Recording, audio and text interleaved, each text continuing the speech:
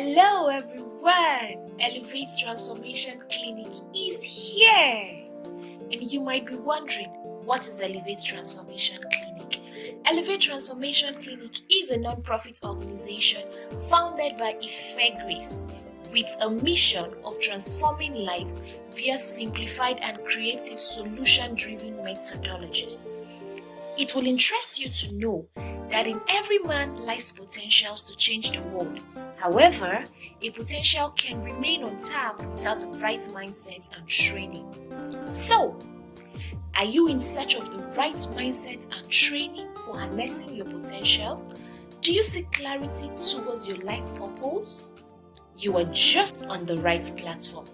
Kindly click the subscribe button, turn on the notification bell, and join Ife Grace and her team as we take you on a journey to acquiring the right skill to building a life of purpose. Welcome to this platform and enjoy. Thank you.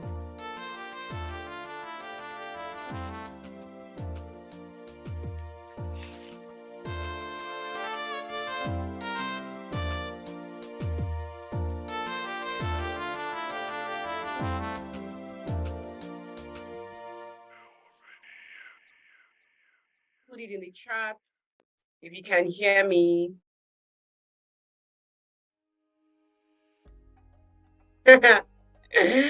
Yeah, it's me. Good evening, everyone. I'm so excited to be here. So happy to have everyone here. Wow. We're in for an amazing time. Yeah, we're in for an amazing time. Yeah. Wow. Okay. All right. Good. I can see your chats now. Okay. So can you tell me where where's your location? What's your location? I'd love to hear from you. So happy to have everyone here. Lagos, Niger State.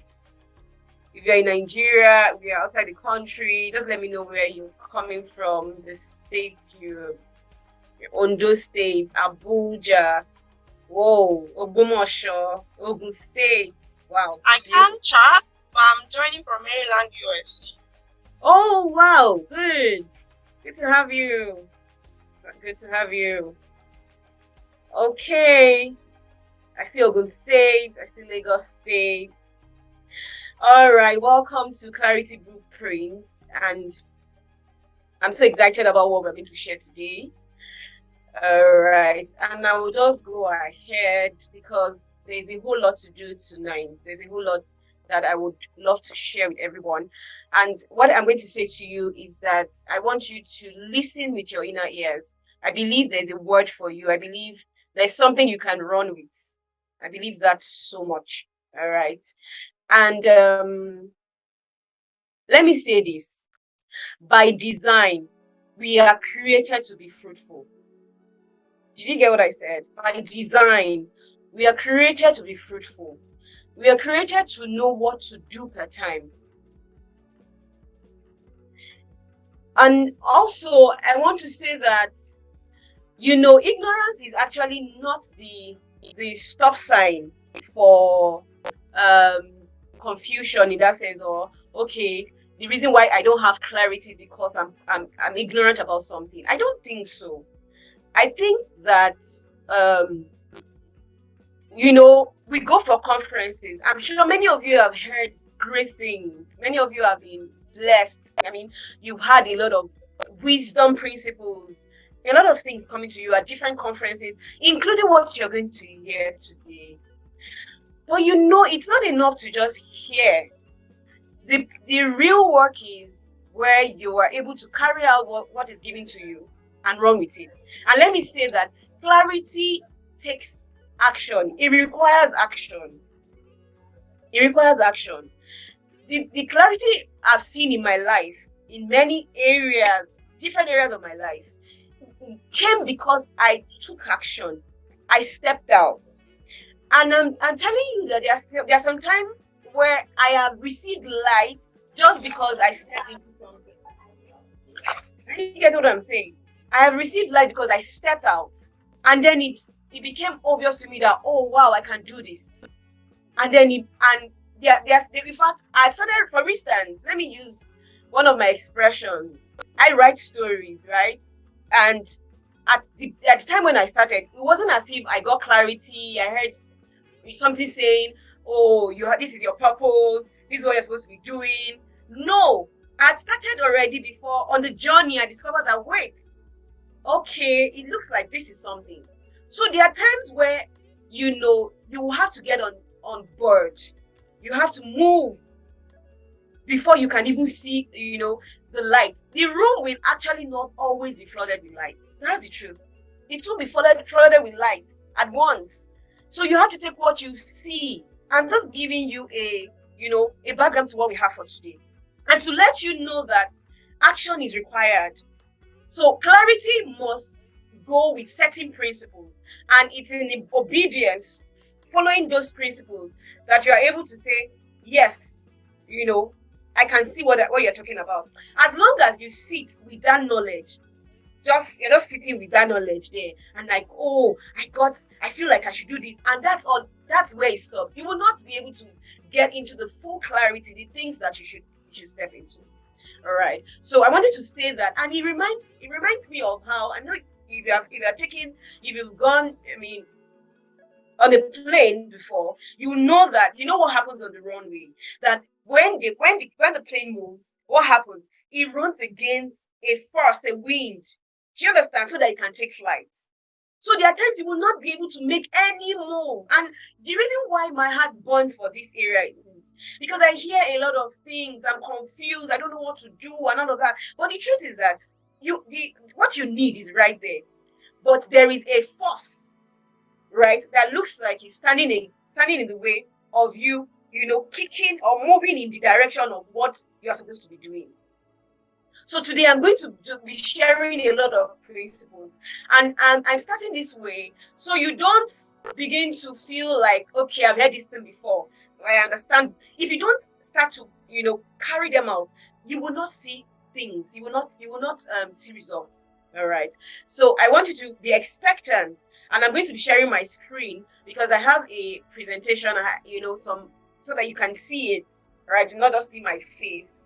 You will also see some of the things that I really want to share with you from my heart.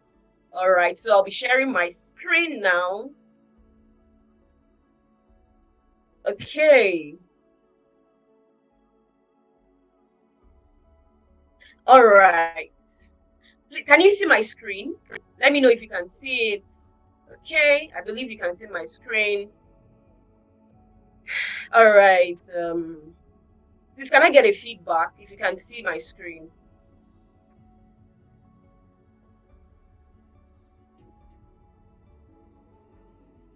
Okay. Okay. All right. Beautiful. Okay. So this is Elevate Transformation Call, November. I don't know if you were on this call in March.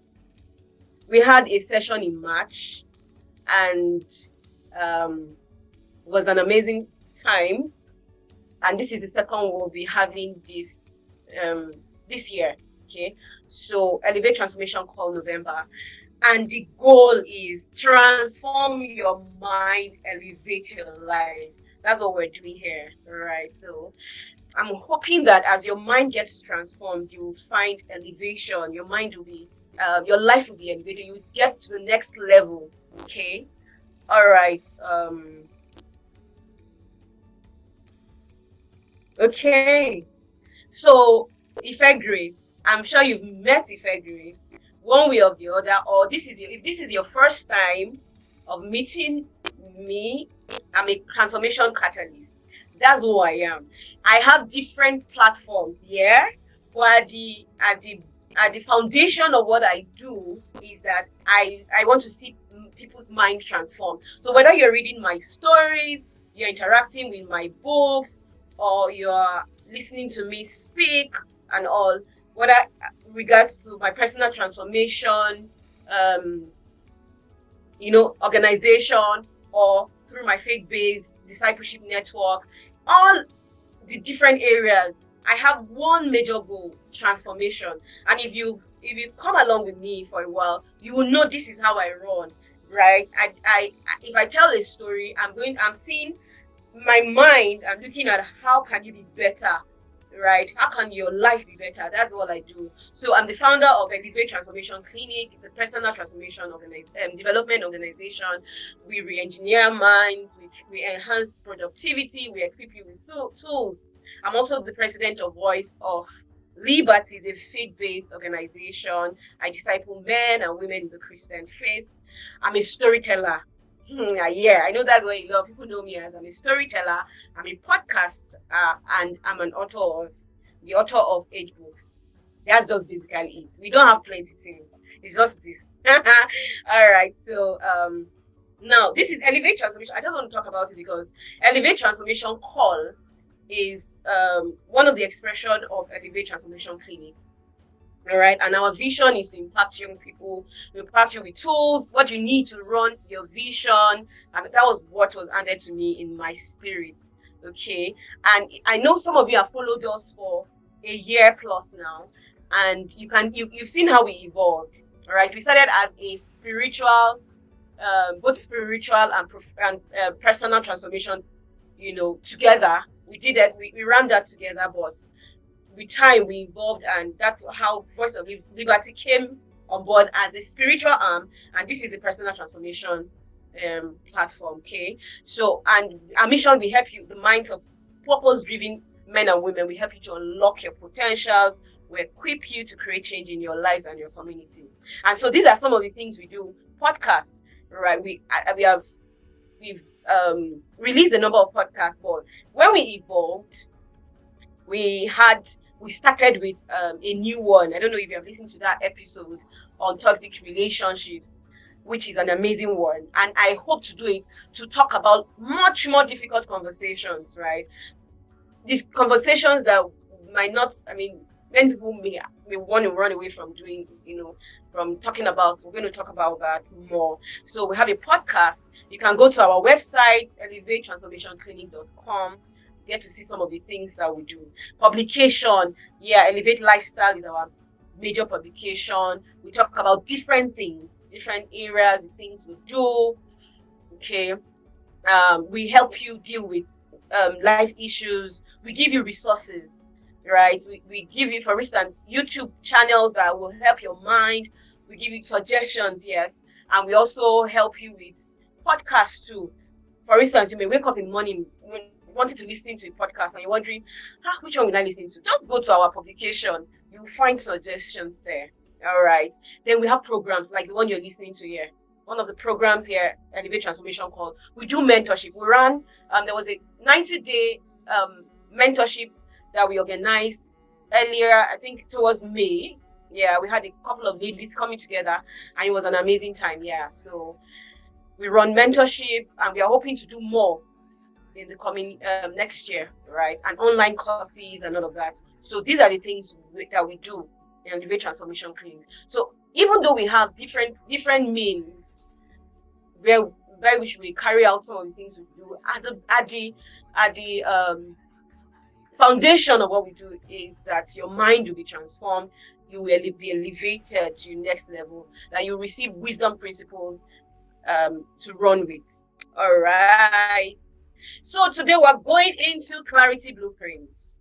Yeah, we're ready for clarity blueprint. So we want to go into what it means, like the light. How do you even get this light? Rather than just sitting and wondering, I don't even know what to do with my life. There is an answer for you. That's the truth. There is an answer for you. If there's anything I know that I have been able to crack personally, is clarity. I'm telling you, especially in purpose. I'm not confused about what I want to do. That's the truth. I am not. I know what I should be doing. I am satisfied. I've found fulfillment in what I'm doing. Are you getting what I'm saying? So, and this is what part of the things I'm going to be sharing, personal stories, and hoping that it will help you see and you'll be able to, just bring out something and see what we're talking about and run something you can run with. Okay, so today we're looking at clarity blueprints and looking at a couple of things. So here are some of the questions I get asked over and over. So you hear people saying, I'm confused, I don't know what career paths to take. Have you heard that before? Have you been there? I have been there. That's the interesting thing. So I'm not here saying that I have never had issues, or in fact, you will get to know some from my story. You will understand that I've been there. I've actually been at the point where I really don't know what to do in terms of, finding purpose for living and all of that. I have been there. So, but these are some of the questions that I get asked from time to time. Okay, I'm confused. I don't know what career path to take. Right? I'm feeling dissatisfied with my life. I want more. I have been there. God, where you have gotten a level of clarity, but you need more. You need light. You need light. So that's that. And also, this other one, I have many ideas running through my mind. How do I know which idea to focus on? Yeah, I remember being at that point, right? I had Elevate, personal development, and which required a certain level of expertise. Like I need knowledge, I need different things to get that running. Then I had the spiritual side of it, where I needed to run Voice of Liberty, where I'm discipling people. We just finished for the Voice of Liberty, the discipleship network. We just run it up. Okay, we're about running up a 90-day, 3 months program, a probation program, right? And then we're preparing again for a 1-year program in discipleship. Yeah, it was intense. It's been 3 months of intense meetings, prayers, and all of those things, right? So I have that. And I have this also where I'm sitting with a team, we're working on publications, we're working on podcasts, different areas where you can, build the minds of people and all of that. So the idea of, so what am I supposed to run the two of them at the same time? And here I have a job, right? So and I'm writing stories, like I'm an author, and that's like a major thing that I do. And also, how do you know which one to get on board with? So I know all of these questions. I've heard you, received messages, and I've come for you. I've brought help, and I hope that you get the help you need today. All right. So why clarity? I want to talk about this in a very personal way. Okay. Please, a minute. So I want to talk about this in a very personal way. Why clarity? Now, I just put out about 5. I know there are more, right? The reasons why we seek clarity. Why do we really go after clarity? Why did you just suddenly feel like, my life, I cannot just be doing these things. I need to do more. Something has to come on board. Do you understand? The first is desires. Meeting your basic needs. Please, if you're on this table, let me know that the first time you really started to look for clarity in an area was really because you needed money. Like you wanted to be fulfilled in that sense. Like you wanted to be able to have some cash in your pocket. Not even fulfillment in that sense, yeah. Because money is not fulfillment, right? It's just a result of something you can get from doing something you're fulfilled in. Do you get what I'm saying? So, but what I'm saying is, many times we start with that desire. Okay, like let me give you a good example. So when I finish service, right, of course, when you're doing NYSC, you have alawi, right? So you're collecting money. Now you're done. No more alawi again. Yeah. So I got home, and for 5 months I did not have a job. It was frustrating. It was not, first of all, that I was looking for purpose. Yeah, there was that part, right? There was that part.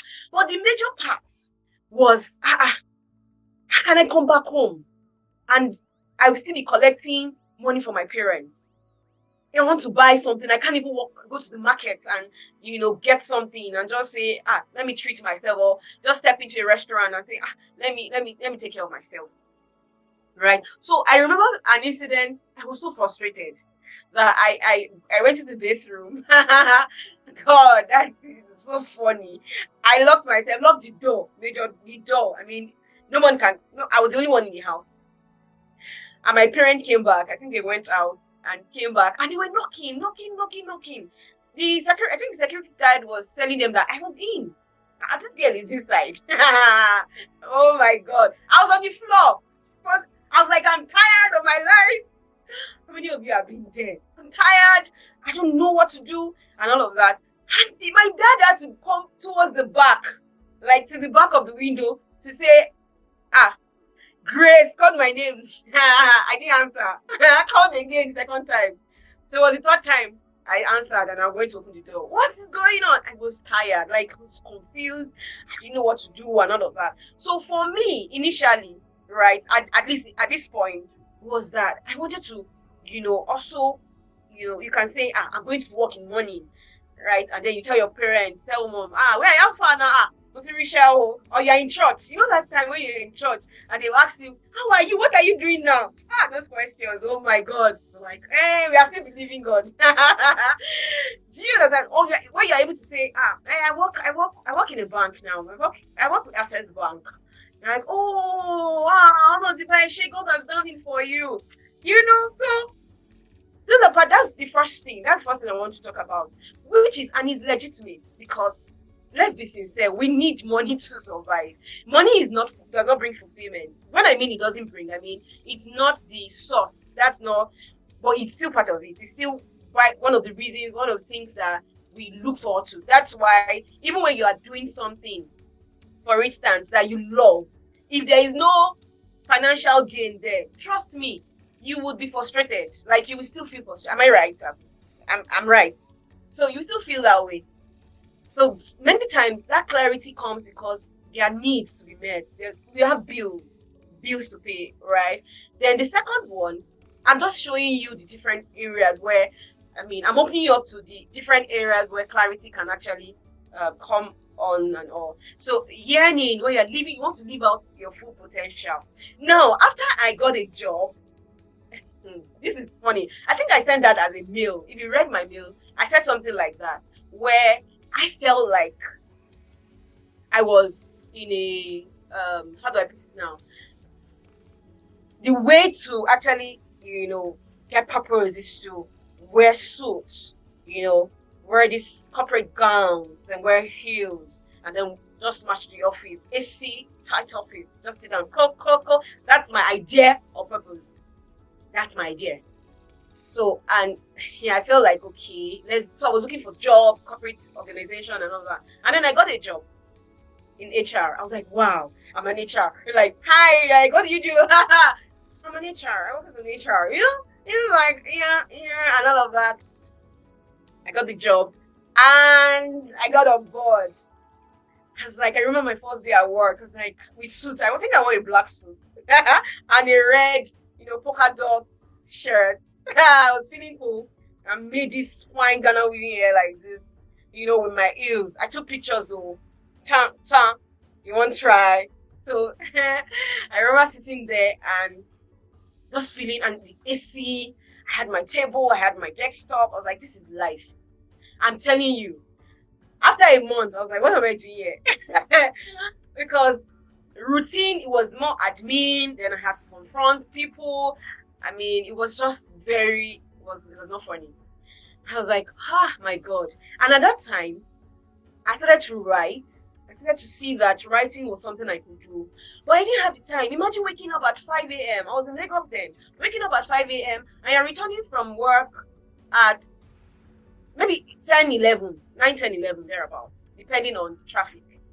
There was no time. I would be tired to even do any work, to even write anything.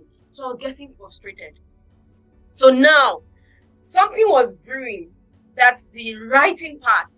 I felt like I needed to touch this. I felt like, I could write this, I could do this. I could tell stories, right? I could impact life. So it was not getting frustrated and all of that. So I started to seek for how do I begin to do these things? How do I get on board living out the things that I'm supposed to do? Satisfaction, real satisfaction beyond the suit and what do they call it? And high heels shoes. All right. So that's another way. Right. Some of you are already in jobs that sincerely you are not fine. You wake up and you're depressed. I've been there where you will literally wake up in the morning and you're depressed. You're not even out of the house. You're feeling depressed. I don't know if you have been in that state before. Like there is no joy. And I don't think that's how we should live our lives. Yes, I don't think so. Fine, I know people talk about survival job and different from the dream job. I get it. But I don't think we should live our lives just chasing bills, living from, just chasing the mundane things. I feel like more to it. There's more to our lives. And that is what actually brings satisfaction because it's beyond yourself, right? You're not looking at others. You are helping, impacting others. You are inspiring others to do better. It's powerful. I'm serious. It's so powerful. It's powerful. I have had situations where I get some mails. There was one time that I was feeling discouraged. I don't know. I was feeling frustrated in some ways. And I just got a mail. And somebody just reaching out to me to say, thank you. This did this to me. This story did this. And it's just amazing. That wow. I can actually impact people. People's life can be changed. So if you're going to leave this world, of course they will not bury you with your money. That's how you should even think. Like I'm living now. If someone, you die with all the money and everything. They're not going to bury you with the money. They will share it.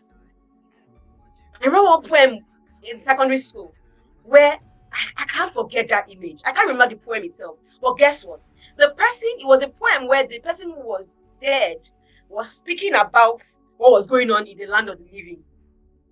So he was saying, can you imagine on my grave yard, on the graveyard, right where he was buried, they were playing ball. He was saying it because he was talking like he was there.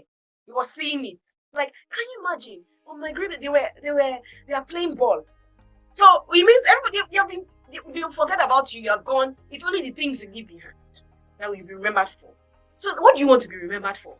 That you made money, you had car, and then when you are done, you died, and they shared the car. Maybe they even fought over it. Yes, I believe life is worth more than just, bills and, good cars and all of that, which, of course, those ones they're also good. So that's some of the things, when you have this yearning, you want to live out your full potential, there is something about you. You know it. There's something you're supposed to be doing. You can see it, right? Then modeling. This is the part of legacy, right? Apart from just fully, when you live out your potential, primarily it's just speaking to you doing the things that you can do. Like for instance, I write, I speak, I counsel, and all of those things. I just transform minds, stir people's hearts, just get into that business of transformation, right? Well, now I'm thinking of raising people. I'm thinking of, okay, how do I also help people to step into their best self? Do you understand? So, and sometimes this clarity comes when you see other people doing it. When you see other people doing the same thing. You go for a conference and you see a woman like you, a lady whose lives, who has changed so many lives. Somebody who is doing, for instance, running an organization, NGO, for instance, for maybe 15 years, 10 years, and is changing the life of teenagers.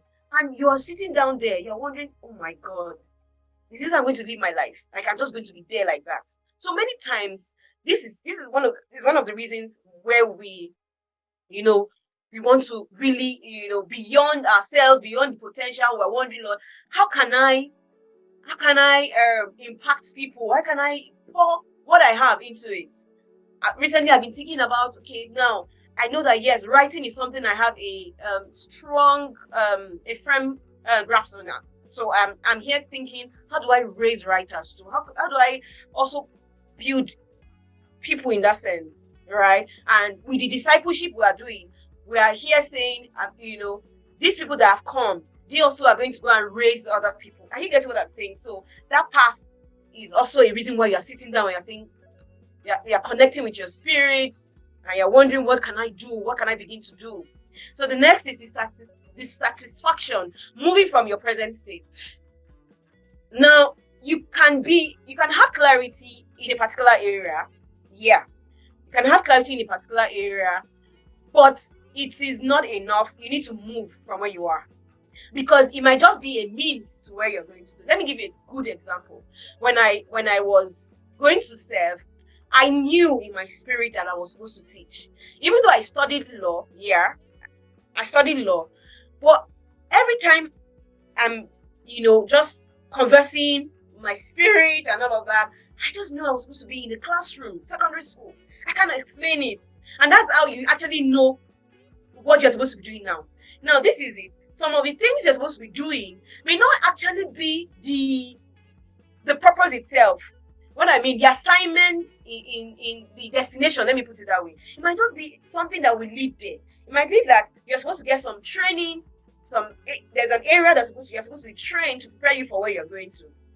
And I'll explain with this point here. So I knew I was going to serve. It was hard, it was difficult. For me, it wasn't difficult because I was already running with a passion. There's a way passion can come after you when you're a person of purpose. I'm telling you, you will not even remember anything. You will not understand. At some point, it was looking like, how can you a lawyer? I mean, you're just coming fresh out of law school and you're talking about going to a secondary school to teach. It's not normal. That was what I knew I was going to do. I just kept praying, I'm not going to a law firm.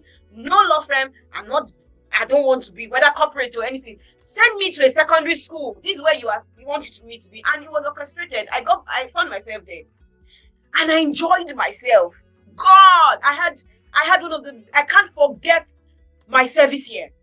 I know some people say service year was just nonsense for them. I can't forget it. And that's what happens when you move, step by step with your spirit. I can't forget it. It stretched me, but it did stress me. It stretched me. Right? And I remember that would be my, I think, second time being in a classroom like that. And I saw myself doing a lot of things. I saw myself questioning the educational system because I was wondering, this thing is boring now. So you will find me in my room. I'm already sitting down. How can we make this subject interesting? How can we make English interesting? How can I make government so interesting? And I will be thinking about things. That's when I started to know that, wow, okay, I think I can. Speaking is something I can do. Teaching is something I love to do because of the way I will be in class like this and all their eyes would be fixed on me. Sometimes it was scary, like, why are they looking at me like this?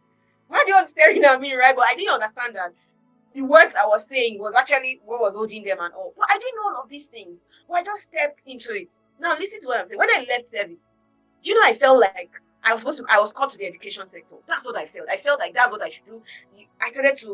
I did not go back to, I went to a law firm just a short time.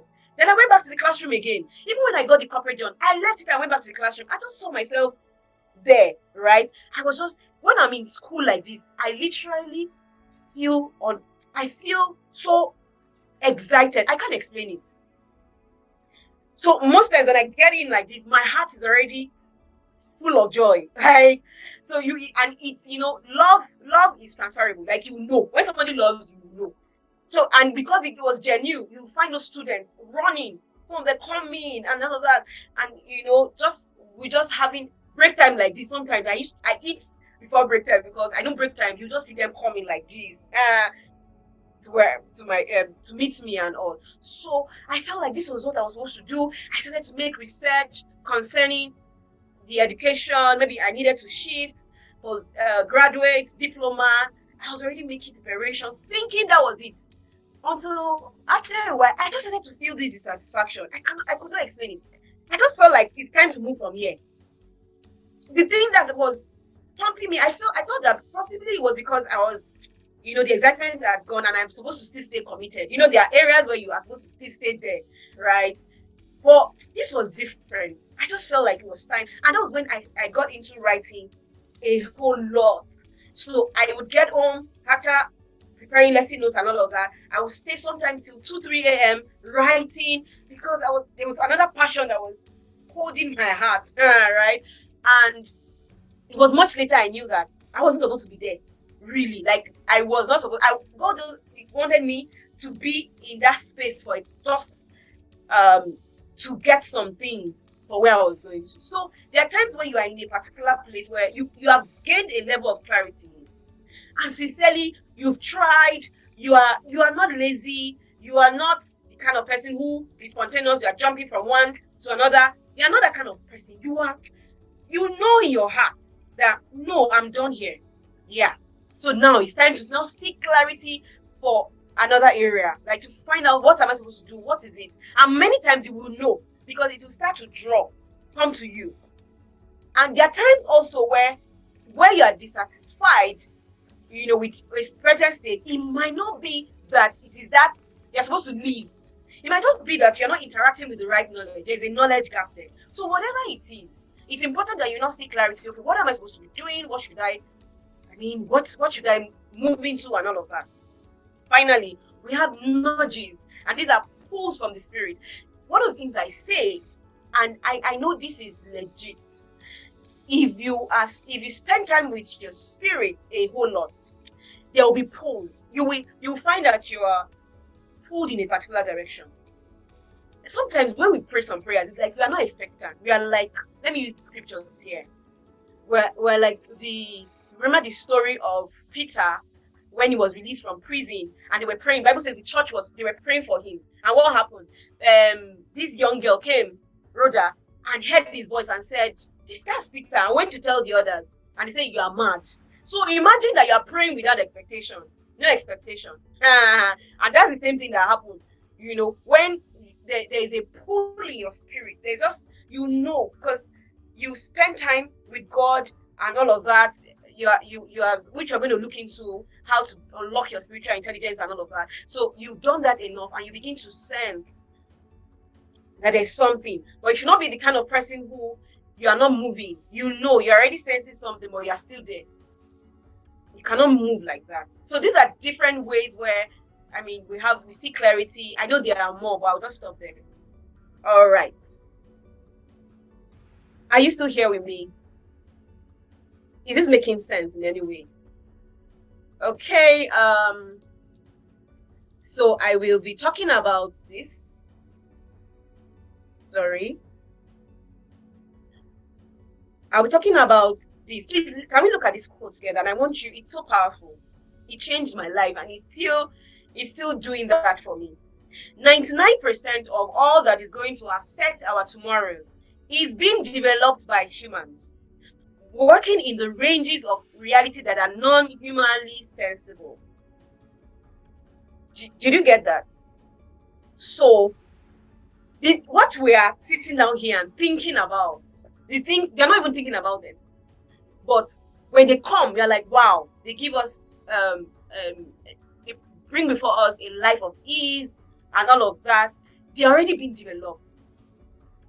So you get what I'm saying? Let me give an example of, I want to use 2 case studies. Powerful one. And these are from guys far way back, not even our recent modern. This is Marconi is the first person. Marconi. And he was the one who, when I read about him, one of the things I noticed was, at that time, they didn't have wireless. So it was impossible for you to even stand in front of 1,000 people or what they had with radio and all of that, where I can be sitting down here and speaking to, on a show or a radio show and all of that, and people get to hear it at different. They didn't have all of that. They didn't even have these things that we're doing. They didn't have, of course, they didn't have that. But this guy said he has discovered something that he feels like this can work. That we can actually go wireless. They were like, "You are mad. You are crazy." Do you know that they took this guy to a psychiatric ward to examine him? Like, how dare you? How can you say that? But the beautiful thing is that he came out of that place and he's still pressed on. He came out of that ward and he said, "This thing is possible. I'm going to do it. Even if it means I'm going to fail at it, I will do it." And look at it. Is that not how we have from the wireless? We have so many things, so many other things that have developed because somebody remember that. Look, what will affect tomorrow, I can begin to do it now. It's possible. There are things that are being done now that we have no idea about. We have no idea about. When they come on board like this, we are like, whoa, wow, woo, we started seeing them. So I brought out this quote for one reason, that if you are going to receive light, I hope your mind will be capable of what is coming. I hope you will not doubt. I hope you will not get to the point to say, no, it's not possible. No, I can't do it. And sometimes it's even at the risk of failing. Of course, we know people who have failed at different tasks. The same with Henry Ford. Henry Ford, he said he was going to make a hull-less carriage. I mean, cars and all of that. And he was looking like this man is mad. But you know what? It's the ability to take what you have seen and really go after it. So you are called, for instance, or you sense that you can create things that will make special needs for, I'm giving an example, special needs children to have, they can be able to deal with using technology. They can be able to, their life can be easier. And you're sitting there, you're already saying, no, it's not possible. Just look at how they are. How are they supposed to think? What? And you're not ready to put in the work. So if we are saying we need light, we need clarity, the question really is, are we ready to just get on board? Just get this rolling. Even if it means that you will fail at it. And of course, that's why religion so does a lie. So religion, what it does is that it talks down on resilience. But in your spirit, resilience is as you know, you have the active. Your spirit has this potential to be resilient, right? It has the potential to be resilient. But what religion will do to you is to talk it away and say, we are depending on God. God is going to do it for us and all of that. Because sometimes you might fail at it. Sometimes it requires that you experiment. Sometimes it requires a lot of things. Do you understand? It requires a lot of things. So I want you to look at this quote. And I'll read it one more time. And I hope you will be able to think about it. Because for me, this is where clarity is. This is where light, because the things that you will be receiving in your spirit will be bigger than what your mind can conceive. But will you be able to stretch your mind to take it? Will you? I remember 2 years ago. Was it? Yes, 2 years ago. I've been, with a friend, conversations and all of that. I said that, okay, let's get into frameworks. And I said to myself, I don't know. I just want to write. I just like to write. Nothing, not me. Everybody just, well, this is the thing we're talking about. Imagine that I have had conversations with people, sessions with people that have changed their lives because I was able to believe and just say, okay, let's even try it. Do you know the fear? I remember when Elevate, the first time but that was last year when it was still a spiritual, and that was my first time of doing anything like that. I was afraid. Like I said, I was like, God Almighty, can I do this thing? I stepped into it. I remember the first session where I was going to speak. I think we're using MXLR. We're using that thing and Telegram or so. And I was like, God, we'll do it. And somebody was like, close it down. Everywhere different. I was like, no, we go. Let's try. Sometimes it would take that. It would even mean that, what if nobody shows up? Like I thought about it this morning, for this meeting. I just felt like, okay, so that fear where what if nobody shows up? Like you just get on board where you're having a meeting and it's only you and possibly my team members, about 5 or 6 of them, and nobody shows up, for instance. Will I be able to do next time? Will I say, let's go again? Let's learn again. So I want you to, let's look at this quote again. 99% of all that is going to affect our tomorrows is being developed by humans, working in the ranges of reality that are non-humanly sensible. I will just go right. I guess that makes sense to you. You can take it home, go and think about it, and begin to work with it. And begin to believe that you are part of that 99%. The humans they are part of the humans who are going to develop the 99% of the things that were already affecting us, right? And this is God. This is powerful because this is what God is for us. He has provided these things for us, right? So the things that are going to change our tomorrow, right? we can be part of the development. We can be part of it. All right. So okay, now I want to do this. So we are going deeper into clarity blueprint. Can we go on a date? Yep. Okay. So this is very important to me. And I feel like this is how you step into clarity. We go out on dates with people. Am I right? Go out on dates. What's the purpose of a date? You want to get to know somebody else. And what do you even do? Let's use an illustration. Okay, so you have a date with your guy or whatever, a lady. And what do? You would have picked a shirt or a gown, a lady, something nice. You would even call people in your house. How far? Share these clothes go. It makes sense. How far this? And then you would, you have your spray, everything ready. And when you go out on that date, what do? You observe. Do you know you do that? Am I right? I mean, am I right or right? You observe. So one characteristic is you're observing the guy. You're like, does he have bad? Does he insult? Does he have bad character? All right. And sometimes he says something that makes you laugh, and you're like, oh my god.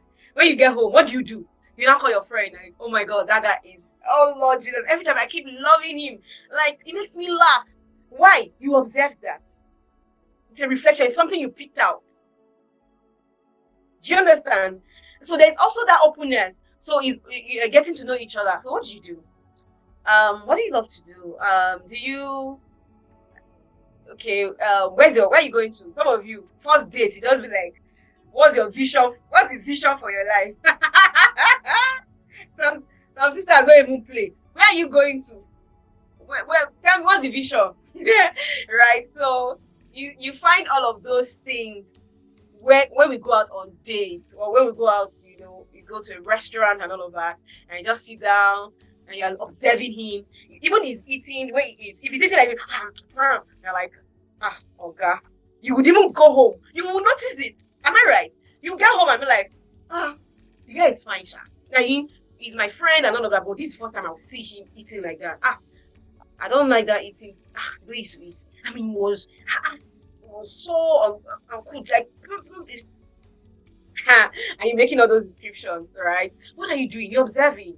You're reflecting. And sometimes, at some point, at some point in the relationship, you begin to speak about your feelings. Like, you begin to talk about how he's loved, the things that your past, this is what I experienced. I need to start to tell you, okay, so when I was a child, my mom, and all of that. Sometimes you even Google, you go on Google and you search to find out what kind of questions can I ask. I don't know if you have ever done that. And then you see questions like, okay, so how's your childhood like? Like, how many siblings? Are you getting it? So why is it that we do that with others, but we don't do it for ourselves? And you think that you would clarity does not require that you do that you look inward. So we must begin to have that self-date. Let me call it self-date, yes. Where you are the one sitting with yourself. I'm telling you, I have gotten a lot of clarity by doing some of these things in different areas. So you begin to, you're open with others. What about yourself? So one of the things I love about self-date is that you will uncover the areas that you need to heal. Because sometimes the reason why you don't have clarity, you are chasing something, maybe an assignment or something, because there's still this unhealed, this part of you that has not been healed. Something from your childhood, something that needs a traumatic experience and all of that. So you are chasing assignment, but you need to have conversations about this other area. So here we're speaking about discovering your true self, and you have to go on this date. You need to do it. Like the picture I gave us concerning, having that conversation with other people. I mean, having with somebody you love. Can you love yourself? Do you even love yourself? Do you like yourself? Let's even start there. So you should be able to have, I'm telling you, until you come to the point where you have conversations, where you're introspective, you look inward, you might not be clear about the things. You might continue to chase. You might continue to chase the things that are not, what is not lost. And there are a lot of things to do that will be opened up to you during this self-discovery, this process. Your strength, your gifts, talent, the energy cycle, all of those things. It's so important. All right. And let me give you a good example. So before now, and I'm saying this because of how important healing is. Before now, if I make a mistake, I will not want to have conversations with myself. I would tell myself, you are not, they try. What is wrong with you? And all of those things. But last time, something happened and I felt like I should have acted better. But you know what I did? I just said to myself, hey, Ife Grace, it's okay, it's fine. I'm telling you, it's fine. And I felt good. Like, it's fine. Yeah, we make mistakes, but you're going to get better. You're smart, you're intelligent. I mean, it's amazing. Am I saying don't acknowledge the wrong? Yeah, I acknowledged it. Yes, I did what was not wrong. But I'm not a bad person. You are not a bad person. Yes, you did something that you should have done better. You should have done it this way. But now, you will now rub cream again, and that place where you're saying you are smart and you will know better, you'll be good at this. Sometimes as simple as that is what will help your mind to open up. Where every time you are speaking to yourself and you are not even helping yourself, like you are not saying good things to yourself. It's like going on a date with somebody and you're complaining. You will not get to know the person. You won't. You're always complaining, always saying that something is wrong and all of that. You will not. You won't. All right. So that's about that. So can I give you ideas on about 6 to 7 dating ideas? That's the self-dating ideas you can begin to work on, right?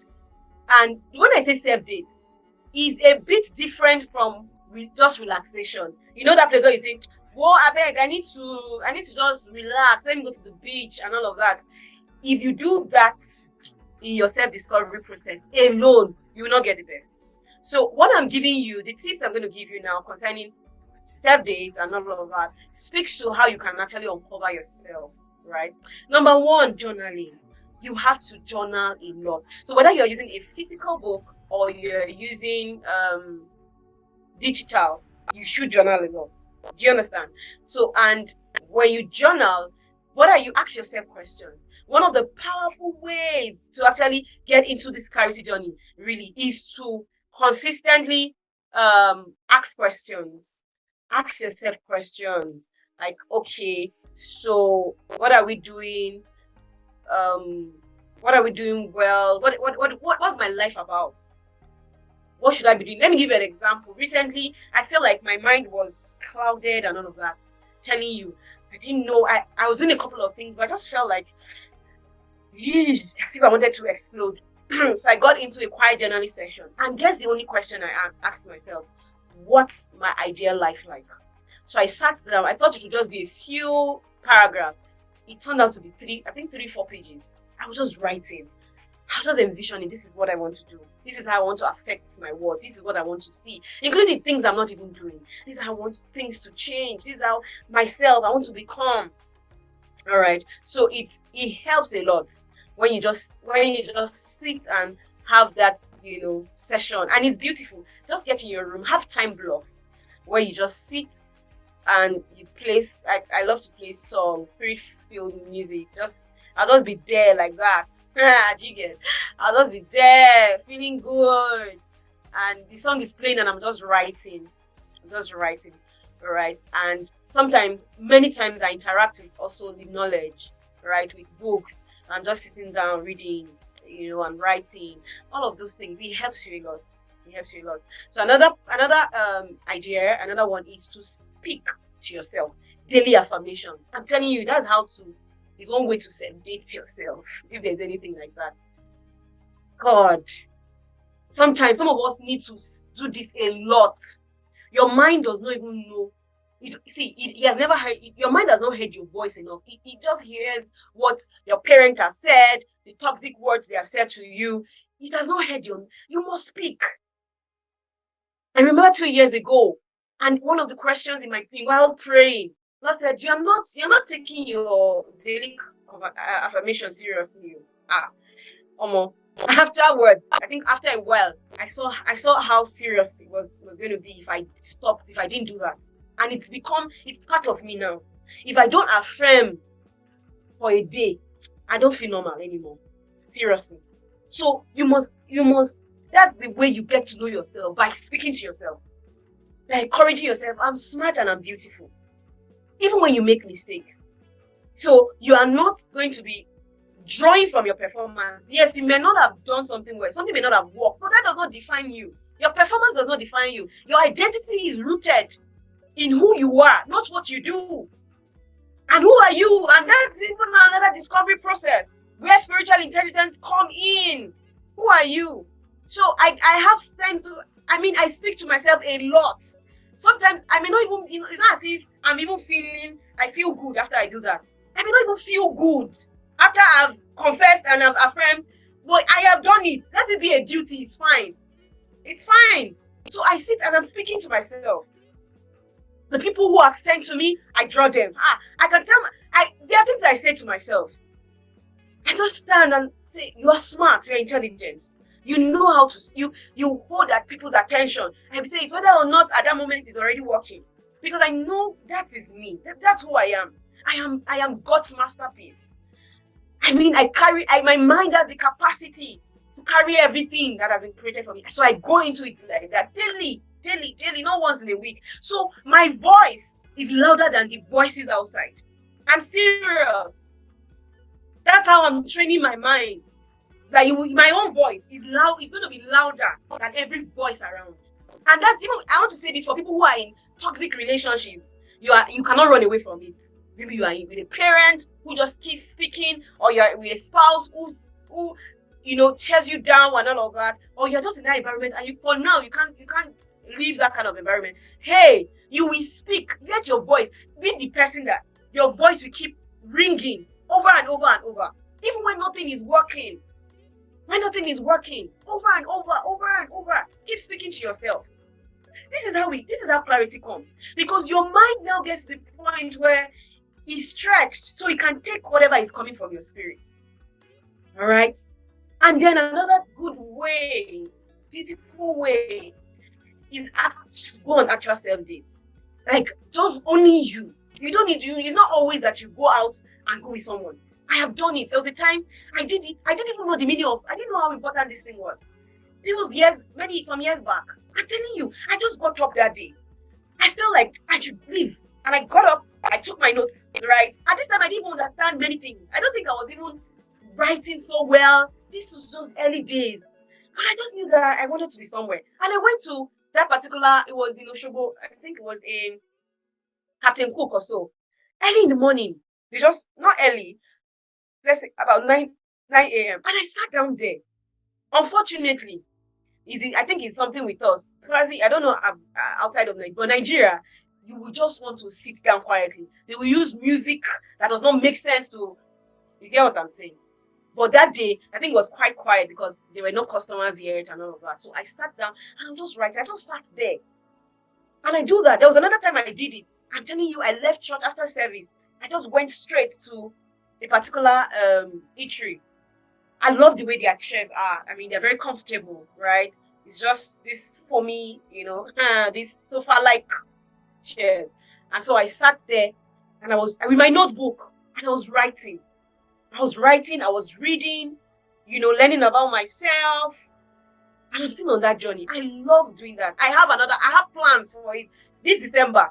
Like you just go and sit there. I found one place where it's a bit noisy, but I don't know why some people want to just eat in silence. It's not compulsory that you will play all these songs, right? But you can't help it. So I'm still even looking for a place where it's quiet. The customer has, there's no song. It's supposed to be a quiet place and all of that. But Yeah, but while doing that, while we're still searching on that, I found this place too that I'm already looking like I'm going to have this date myself. So have that. Just go sit down, right? Get a book, and I'm going to if you are registered for this program, there'll be a material, something that something you can work with. You understand? Something you can work with. So action plans, I'll give you action plans, and I'll also give you resources. You can sit down, listen to podcasts, and just enjoy yourself. And that's why if you come on board with our Elevate lifestyle, you have, like I said, the suggestions on podcast and all of that you can use when you are listening and you're just enjoying yourself.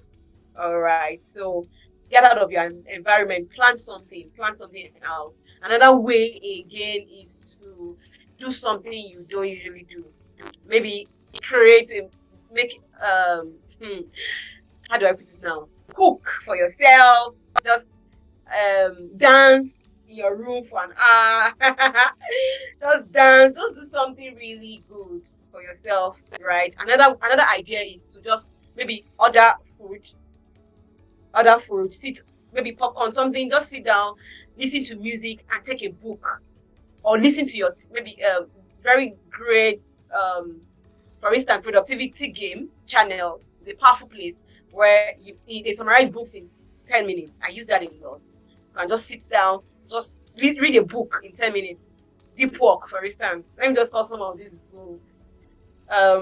Atomic Habits by James Clear, or Deep Work by Cal Newport, or Search for Significance by Robert, or some of these books that just help you, your mind just expands and all of that. In fact, one of the best ways to self-date or to date yourself is to invest in knowledge. You can't have a proper dating session without knowledge, right? Because you're supposed to learn. That place where you're learning, you're reading a book, a chapter, and all of that, and you're just learning about yourself, you're journaling and all of that. So yeah, that helps. I hope this is helping. This is helping you.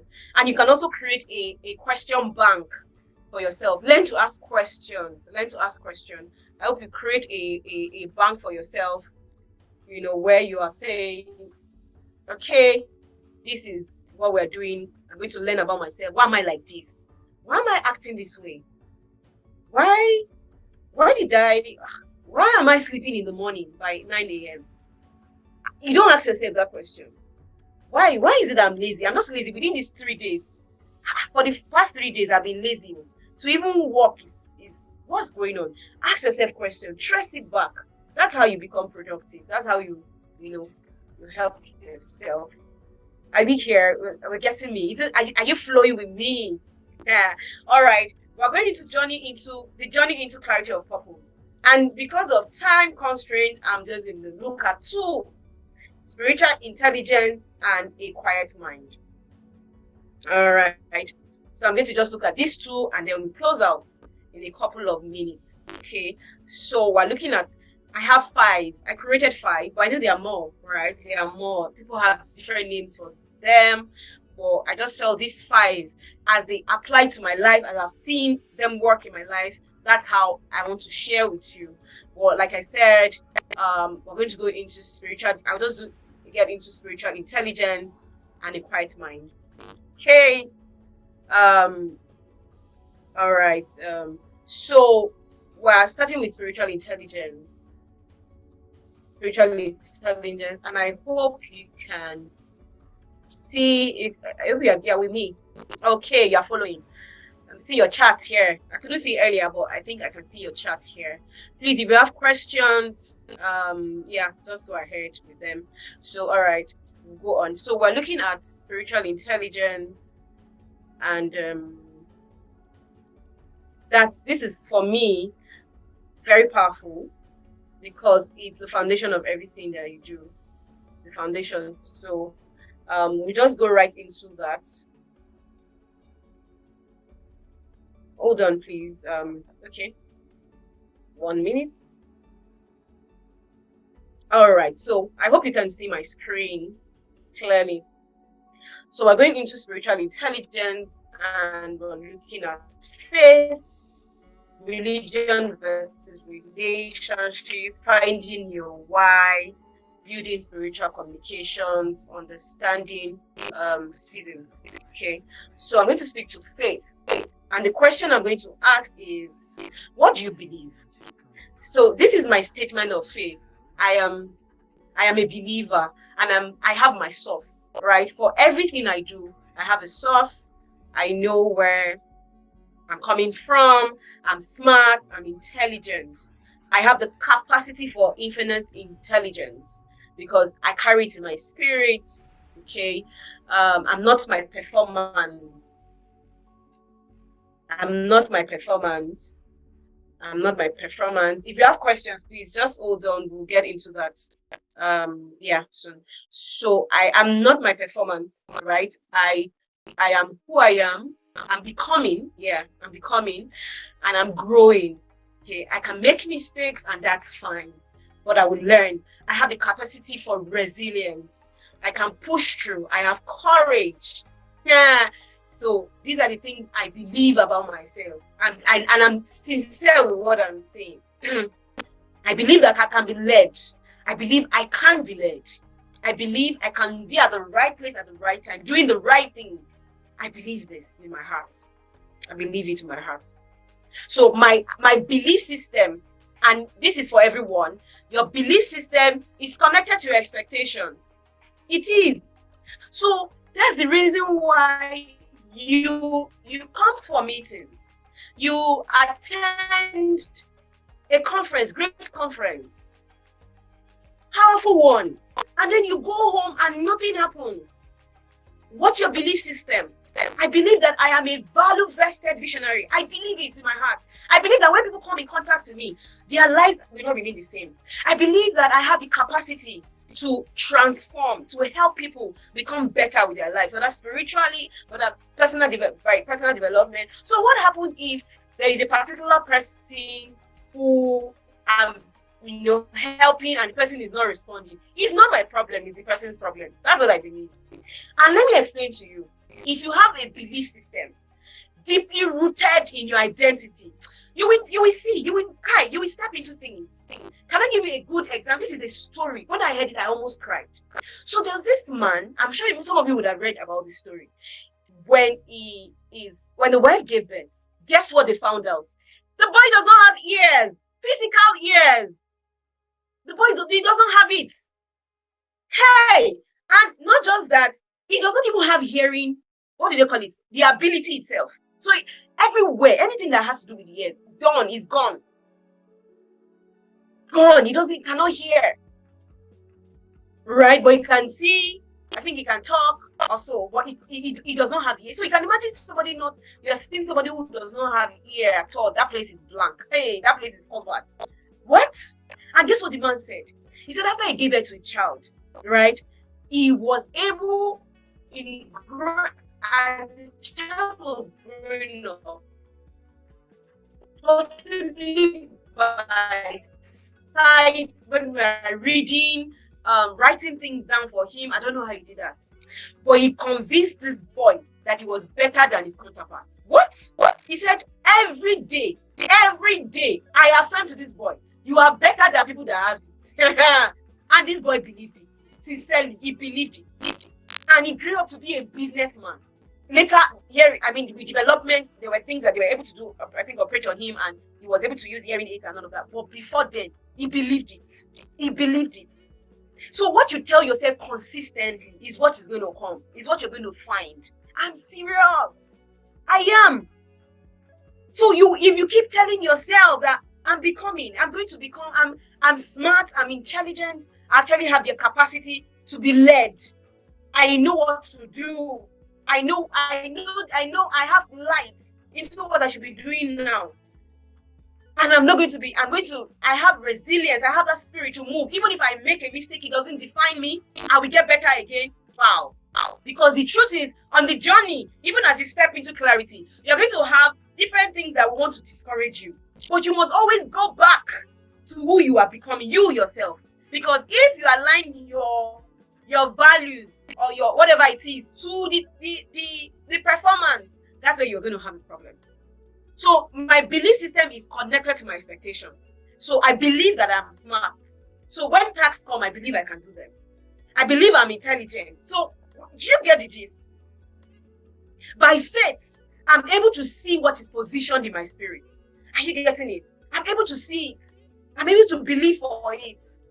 Sometimes the situation does not look like some good, anything is happening. I'm serious. Sometimes it looks like everything is just hitting itself. But you must keep that, you protect your mind to keep saying, I know, I can do it. I know. Yes.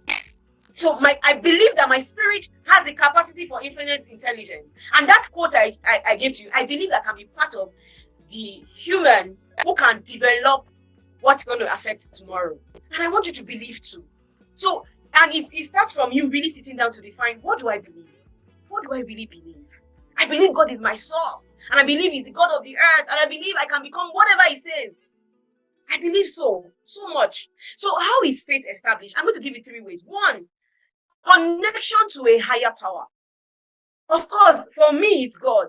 So everything I'm doing, my connection is Him, is the one. And 2, by knowledge of who I am and what I can become. The knowledge of who I am and what I can become. And the 3rd one is by surrounding myself with the right people. Did you get that? Because your perception in life is connected to how you see yourself, what you believe about yourself. That's how you will see it. If you believe that, let me tell you, if you believe that, this is what I want to say. If you believe that somebody will have to knock every time. I say, you will pray and say, you say words like, Father, in Jesus' name, if you're a believer here, you're a Christian, and say, Father, in the name of Jesus, send somebody to me. And you believe that somebody will always knock on your door, right? And bring it, money to you. Even though that is not how God works. I hope you know.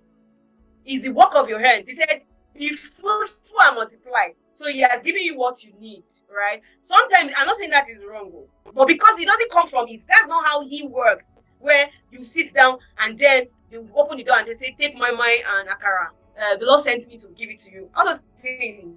And I'm not saying it doesn't happen. I've seen it. It has worked. But that is not that's not how we are wired, right? If you believe that, if that's what you believe, that's what you keep expecting. So even if somebody said, come and walk, you'll be lazy. You've not seen, there's a particular lady, you will find, you want to go and make her, she's good though, she's good with her hands, she makes hair for you. But you get to her shop at 10 a.m., you want to make your hair, she's on the mountain, she's praying. And I thought it was a joke until somebody experienced it. Another person experienced it. That's why I didn't go there. I didn't even know about it. It was the same person, about the same person. This one will say, she's like that though. This other person, different, they don't know each other. Like, it's not that one lady. The same place, the same name. I said, that she's always on the mountain. And what is she on the mountain for? For what she already carries. What she can use her hand. But because she believes that, God will just do something. So it's important that we have the correct belief system. Yeah, you know who you are.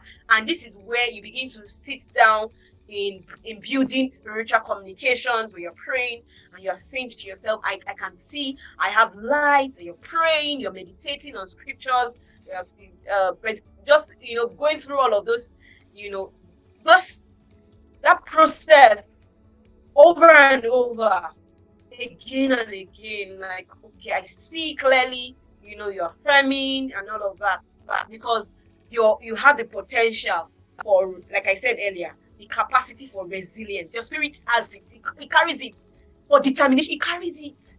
But your mind, we always want to, your religion, like I said, we explain it away, we explain resilience away, and then you find yourself saying, I'm relying on God, say, God will help me, His way. All those bumper sticker answers where I say, it is well, What other bumper sticker answer again? God will do it.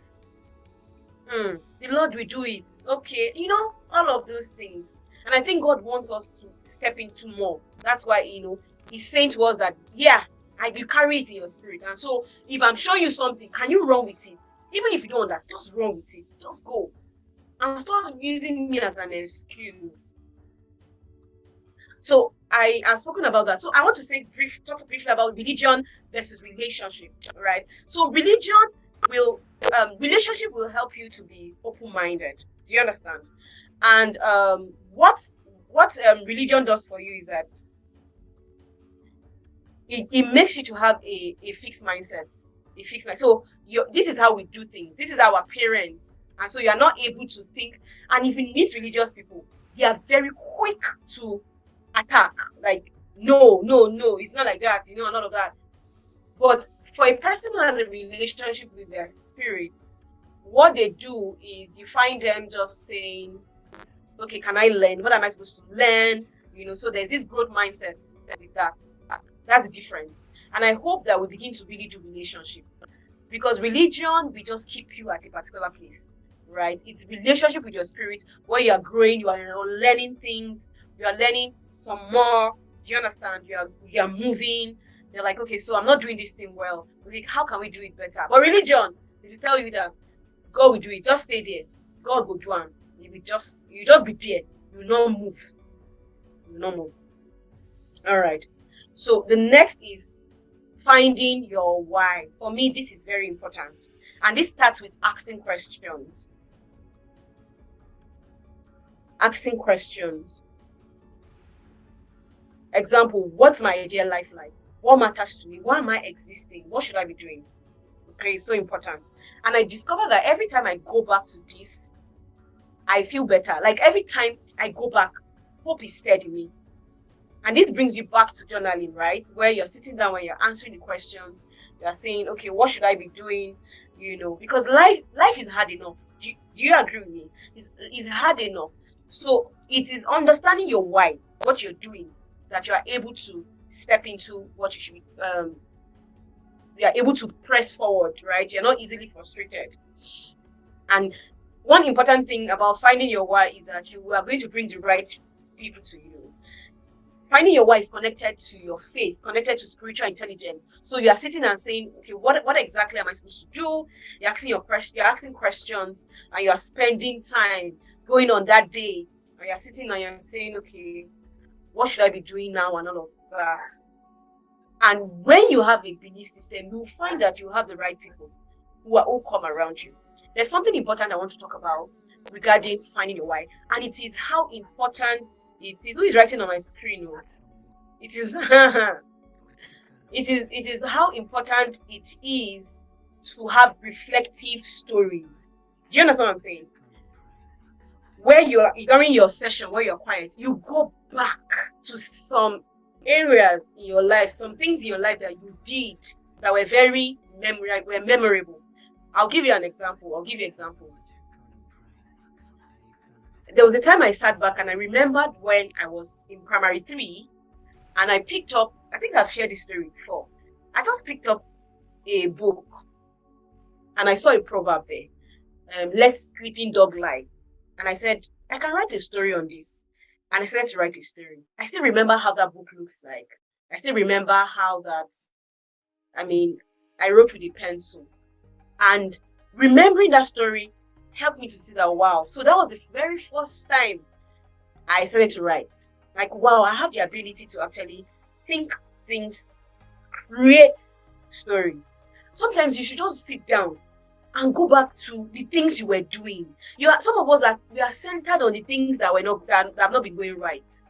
Things in your past that were not good, how you were hurt, and all of those things. It's because those things have clouded the things that you actually did right. If you sit back in place of just thinking, meditating, and reflecting, there are things you did well. There are things you can begin to look back to say, wow, okay, I actually started to do, I did this. I still remember, do you know that when I was 13 years, I would just lay for days. I'll be when I returned from school, I'll just stay on the sofa. And guess what I'm thinking about? how to help girls. Can you imagine how to help young girls? And I'll just see myself just going, putting my hands around them, helping them. Very young. I was just 13, I think 13 or 14. And I'll just be thinking about how I was helping. I was like, oh wow. So for me, impact started somehow. Those flashes. I was like, yeah, wow, this is where it started from. So I knew that yes, there's something about impact, about transformation that I started to draw from. If you can bring these stories out, maybe write them down. It will open you up to what you actually should be doing. And the areas, who you are becoming or who you can become. The areas, your strength and all of that. I remember again when I failed after a year of failing, I think in SS1. And I remember that day, I just said, I was like, I'm going back to this school. And initially, I said I wasn't going back. But I just said that one day, I said, I'm going back and I'm going to make it. That's when I knew that I had resilience. Are you seeing it? So we have these good things coming out from us, one way or the other. We have them coming out. So I'm able to, and it worked. So I'm sitting down, I'm going to the back of my house and I'm reading and all of those things. And I'm saying I'm going to get the best in this subject. I'm writing it down. I'm telling you, that was when I started to write out. I remember writing out what I wanted to score in, right? I wrote out a blueprint. I did not know I used to do blueprints. I would write it out. I'm like, wow. I remember one time, a teacher, I sat down and wrote this zodiac sign or something. I created it. I read it somewhere. I was like, wow, I can create my own. The man was shocked. He was looking at all the things I wrote. I wrote it out like this. Or the time when I had a notebook as 12, 13, and I would just be writing snippets of personal development. Okay, let's put this down. Far back. I mean, there are many things that I'm doing now that were in bits at that time.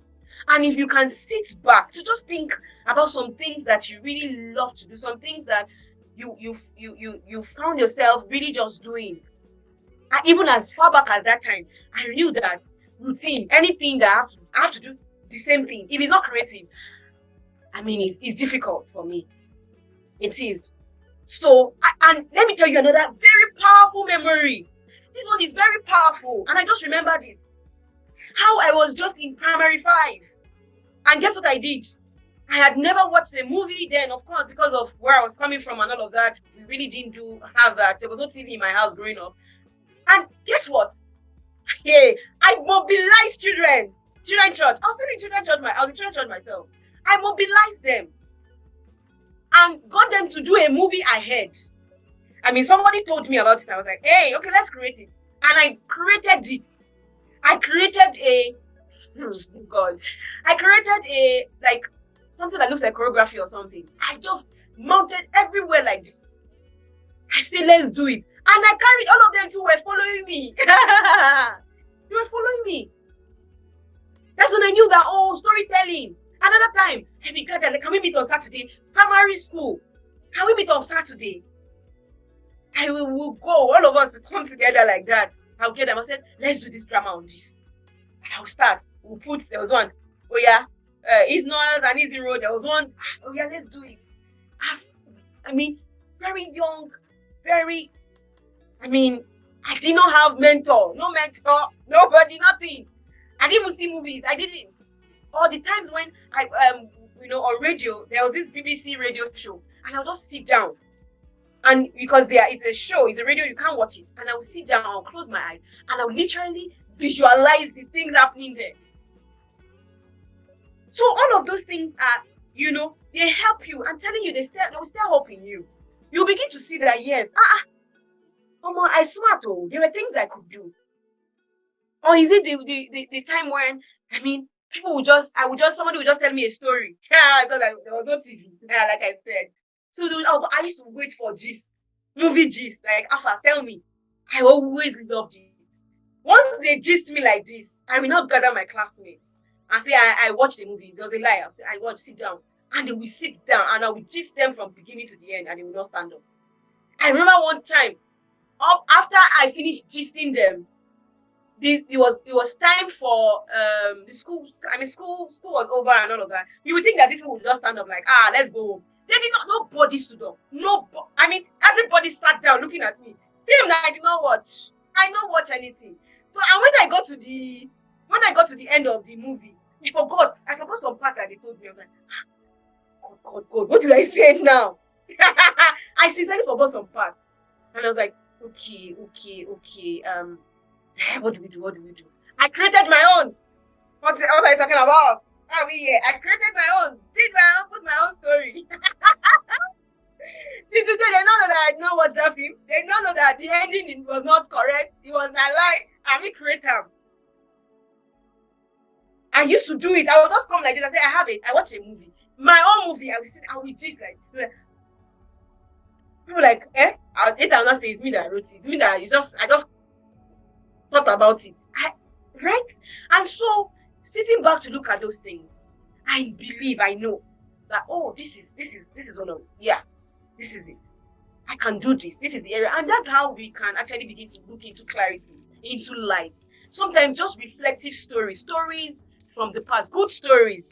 And how do you begin to interact with these stories? It's just a matter of you having this quiet moment, ensuring that your spiritual intelligence is in point and all of that, and where you are spending time in quietness, just saying God, and just sitting, looking back at your life is not easy. Sometimes traumatic experiences cover those good things, but after a while, the more you keep, just opening yourself up, those things will come out.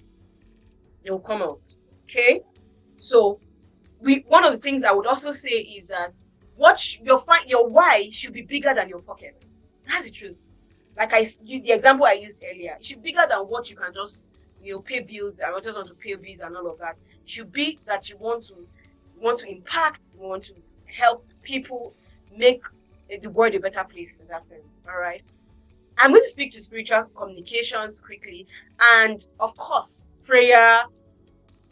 If you're coming with me, there's a master class. If you're coming with me, I'm going to break that down very well. I'm open that for you on how to activate spiritual intelligence. But I'll just say, of course, prayer, meditation, confessions. Those are things that you should begin to interact with. And 2 things you should just have to do immediately is check your consistency and accountability. Did you get what I said? 2 things. It's simple. It's not hard. Your consistency and your accountability. Once you can check those things, you're fine. If you see that you are not consistent, get on board, create a schedule, run with that schedule. And if you also find out that you need to be accountable, get accountable to somebody about that, right? Go on an accountability structure with somebody. I'm presently on one to the end of the year. I want to be praying a kind of prayer. So myself and my friend were running that. So she's reporting to me every day. I'm reporting to her every day. These are the things you do. It's how you build communication. I don't think there's any spooky, something so, how do I put it now? It's not a hard and fast rule. It's just consistency, accountability. Right? And when you do that, begin to train yourself to listen. Stop doubting the things you hear. Stop doubting things you see. Many times some of us have received light, but we shut it down. We shut it down by our mind, the inability for our mind to actually build that capacity. And that's why that's why I keep saying daily affirmations, having those self-day. Do you know why you need that? It opens your mind to carry out whatever you need to carry out. It opens you up, actually, because sometimes you really don't believe these things. You really don't, because of traumatic experiences and a lot of things that have happened in your past and all of that. You really may not believe it, but in speaking, you teach your mind what it is, and by knowledge, you're able to now say, okay, your mind now starts to change, and all of these things start to work. Because you need to train your mind to listen. All right. They also get on spiritual retreats for understanding seasons. This one I want to speak primarily about comparisons. Yeah, about comparisons and how it can block light for you. It can block light, I'm telling you. So, and unfortunately for the social media, it happens to the best of us. You can scroll and you're checking and you're seeing things that people are doing. And you're not staying, either move away from the light God has shown you, or you don't even see your light at all. Because you are feeling like this person, she's doing so well. I remember something. Somebody was representing an idea of something I knew I was going to do, even though it was not time yet. And so by the time I saw what the person was doing online, my first was like, because I knew I had the capacity to do it, but it wasn't time. I was like, God, and all of those things. I was almost distracted. But I had to call myself to order. And sometimes you have to speak to yourself. How do you deal with comparison? You open your mouth and speak to yourself. You correct yourself. Because as your mind is thinking that thought, you tell yourself, no, we don't think like this. We don't roll like this. No, it's not possible. This cannot happen. We don't do this. Can you get what I'm saying? So the ability to speak to yourself consistently is actually one way. And serious is one way to block a lot of all those things that are stopping you from pressing into light. I hope that's clear. So if one of the things about seasons is that we have different seasons, right? Some people are in the season of execution while you are in your season of preparation. So, you also get to your execution. You get to execution. So why not stay in preparation? Why compare? Do your own thing. Face your lane. Face your lane. So, and another thing to say on the studying season is the place of recognizing your teachers and your season, because you will never be able to get clarity alone. Did you get what I said? You won't. By yourself, it doesn't work.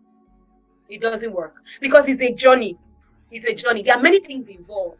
And one of the things that will happen is that you will have people who have been placed on your journey to help you move, to help you walk in that sphere, in that space.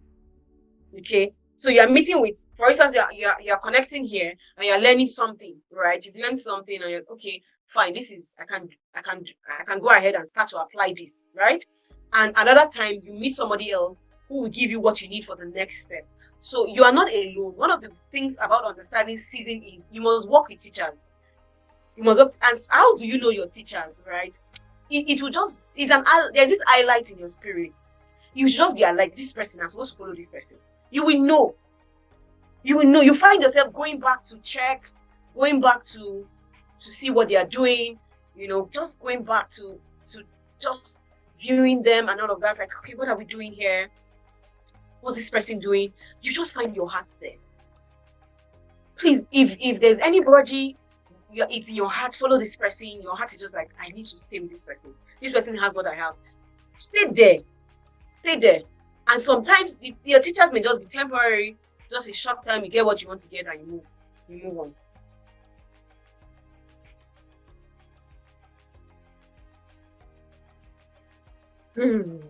I hope this is making sense. I hope you're getting something from this. I hope you are. And there's also the place for right timing in understanding seasons. Right? How do you know right timing?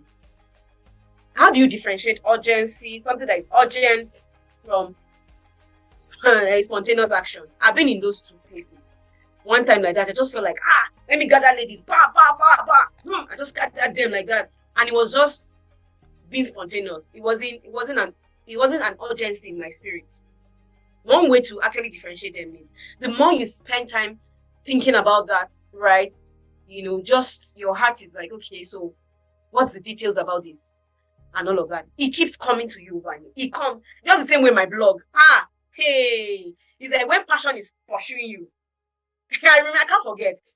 I want to sleep. I cannot sleep. I will just find myself on blogs, checking out. Okay, what are they doing here? I'm there. I'm finding out. Okay, so this is, you can write on this. You can.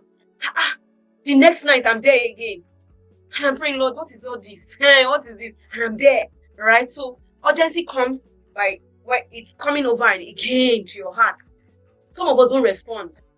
You don't respond possibly because you are doing something that you feel like, I won't have the time to run this. Like, is it really? Or you're questioning. Sometimes we stay. I know that place where you say, don't run ahead of your spirit, but you should also not be too slow. Yeah, you shouldn't.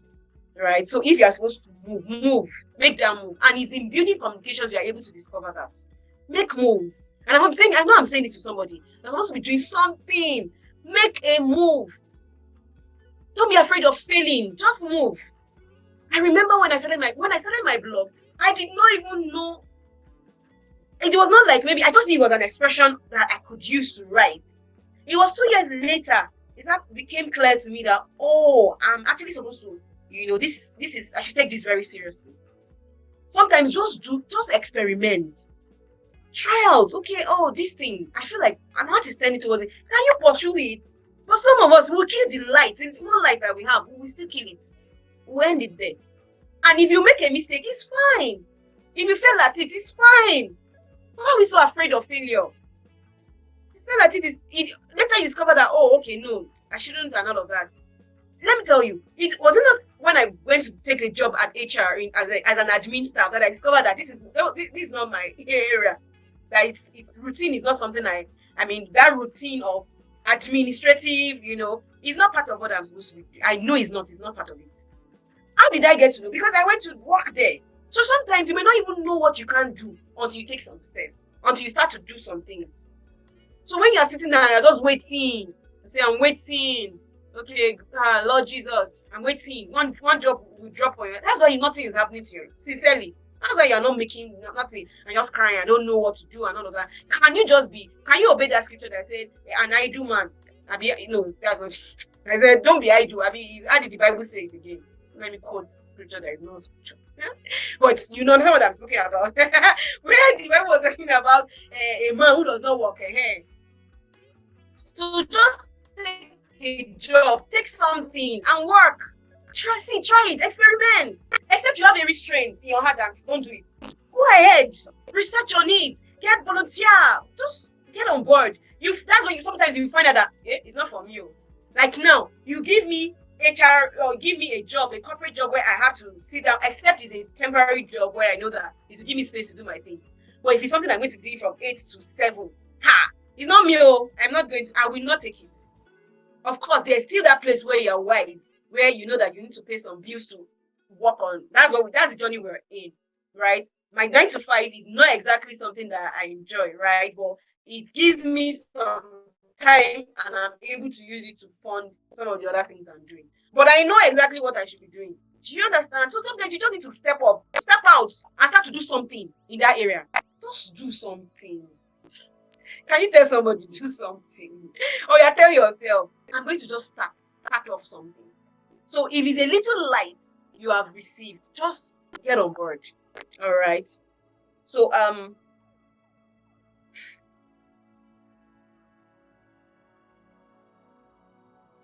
now this pattern. If you start to use this, if you start to use this, you will uncover a lot. This place is spiritual intelligence, and this is actually where I've been able to unlock the different areas, the different things I'm supposed to be doing. The different things, I'm telling you. Because they go together. A quiet mind, spiritual intelligence, they go together. And that's why I don't want to just stop there. I wanted to add this to it.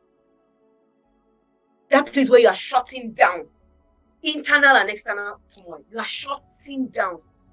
I'm telling you, it's powerful. Some of us, the noise is too much. So what will silence do for you? I mean, you are able to think deeply on another level. There are times that I will just go. I don't have the money. It's a sacrifice at my end, right? I'll just go to this hotel and just stay for 2 days and just be there. And what am I doing? Just keeping my mind quiet, deep worship, and just listening to some of the people, my teachers in the season, and just listening to audio confessions. By the way, I will add some audio confessions, suggestions for affirmations in the material that I'll be sending to you. And I'll just be there. The first time I did it, you know that I did not learn anything. I went back home feeling like I wasted my time. But you know that something had shifted. I went back again. And before you know what's happening, I was able to know I can do this. I can do this. Let me give you an example. Let me use Elevate as an example. So when Elevate came in, one of the days where I was praying, that was like about 2 years ago. Of course, I knew it was not time, right? But when it was time, it was this urgency in my spirit. It was just alighted, it was time and all of that. And I just said that I did not know where do I start from? Because between the time that I heard that in my spirit and when we started Elevate, there was a preparation process. So I discovered that I was drawn to personal development. I would sit down with Simon Sinek. I'll sit down with DDK. I'll sit down with development, anything that has to do with personal development. And that's one of the ways you actually know the pool. You just find out that your heart is going to something. Don't play with it. My heart is going to teenagers. I feel like I should start something with teenagers. Can you follow it? Follow that journey. Just go with that journey. Nobody says you should start a big organization that will cost you. Just start research, do a research, do something. And that was what I was doing before those 2 years. I would get on board, sit down. I discovered that I would even read fiction. Me, that fiction, I can read stories. I lost interest in fiction at that period. I would sit with books. What's the name? Atomic Habit, Principle of Compound Effect. I just could not get over the things they were saying. I was applying it to my life, execution, 4 principles of execution. I would sit with them and all of that. I would listen. I would go online. I was there like that. Podcasts in the morning. I was listening to podcasts and everything. And I was just, until when it was time. It was time. And when it was time, I really did not know how to start. I didn't know where to. But in quietness, I can't forget that day. I went to a quiet place and I just opened my laptop like this. I said, where do we even start from? And I'm telling you, a framework, as I just started typing like this, everything started to come. I was like, wow. So there are things you don't even know you can do because you are not making moves. You are not stepping in. You're not even trying out. You're not trying out something. Can you get what I'm saying? So what the power of silence does for you, that you're able to bring out deep thoughts. And you should have, for instance, like a quarterly Sabbath plan, where quarterly, if that money you used to buy shawarma every week, you will buy shoes. You are the one that they will see. Have you thought of just creating a time? And there's a framework for that, where you are sitting down, you are going. I'm going to also talk about that in masterclass, the understanding Sabbath, how to really craft that, right? When you are sitting alone and you're just drawing, how to draw. There's a way to draw. There's a way to draw. So deep thoughts come because your spirit is dominating. All right. Now the next is the clutter. This one, you see that thing that we do, that if I go to your WhatsApp now, we will see 100 WhatsApp groups, 50, 100, 200, 500, 600. Hey! And in your mind, you are saying, I don't open them. I don't open them. Like, they are just there.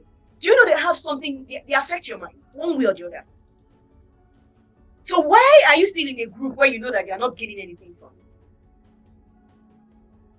Sometimes, the decluttering requires that you pull down those things. My phone, you can only find work, groups from work, from church, and maybe 1 or 2 groups that every group. The only one, there's one. Let me confess. There's one group. I can't delete myself because it's trouble. If I remove myself, I'm not getting anything, but if I remove myself, the fathers of the nation, they will come for me. So I will archive it, but I don't want to see. I just put it in archive so I don't get to see it regularly. But my WhatsApp is lean, like it's fresh. There's fresh air. Some of you, no fresh air at all. And the more notifications, we don't know that those things affect. They come at you back to back. Sometimes even notifications, you are seeing WhatsApp one on your home page, 365. You're showing that green button. Facebook, 700. Lord Jesus. You don't even like yourself. There's something called mental clogging. Well, your mind, you don't know. It's spiritual in a sense. You don't know, but something is happening to your mind. Something is happening to your mind. So if you can, one of the ways to just remove that turmoil, that place, go again and begin to remove the things that are not supposed to be there. Remove it. This group, thank you, go. Thankfully, I learned that WhatsApp will they want to create an addition where you can leave a group without anybody knowing you. That would be a blessing, actually. When you just leave quietly, they will not know that you have gone, right? So I know that's so important. So if there are things you need to just pull down. Groups you need to be, just, and that place where you're listening to everybody. Every program that comes, they find you. Every program. And that's why you're confused. How would you be confused? You're listening to everybody, they jam-pack everything. It is why you should sit with spiritual intelligence. You'll be able to recognize your teachers, and then you stay with them. You're listening, there are programs, there are some places you should not even go. So you should check your spirit before you go to some places, because the truth is that when you get there, you're more confused than when you were before you went. All right? Then recognizing healing pointers. And this is so important, because, like I said many times, the real place where we should start from in our lives is that healing process. Is the healing process. So it's in quietness, spiritual intelligence, that you begin to open yourself up. We have different areas that we need to heal. I'm telling you, it looks like this is a season where healing is happening. I don't know if it's happening in your circle, but it's happening in my circle. My friends, my inner circle, we are all at the point where God is opening healing pointers. He's just showing us this area. We need to deal with this thing. We need to point out this. I'm telling you, it's amazing. It's amazing. And so what do we do when you start to recognize it? You start to work on it. I just finished 40 days so fast. What was that? I think it was last week. I needed to heal on another level. And I'm like, okay, let's sit down with this thing. And I will craft, because you can accomplish a lot and yet you are not all right. You're not okay. Because it's not about doing, it's about becoming. So the way you can really feel fulfilled, even if you're carrying out a career, you are living out your talent you're doing so well in a particular area. If you're not healed, you will not be good. You will not feel like you're enough. You are doing enough. Or you would have that as a, how do I put it now? You'll be holding on to that, such that if they remove it from you, you are dead. Do you know that some people that if they should say right now, stop doing a particular thing, stop writing. For instance, Ife Grace, don't write stories again. You go pay me, because it be like in blood. You know what I'm talking about. I don't want you to write anymore again. I'm just giving an example. I want you to concentrate on something else and all of that. I'm not holding on to I love it, yes, but okay, this is the move. We're to move. This is a new move. So can we move? Can we just go right into it? Because it doesn't validate me. That I have people reaching out to me. It doesn't validate me. It used to. Yes, that's the truth. Years back is what I used to hold. But now, no, I've released it. I can, if they say no book for the next 3 months. Right now, my blog is not even on for some reason. We are fine.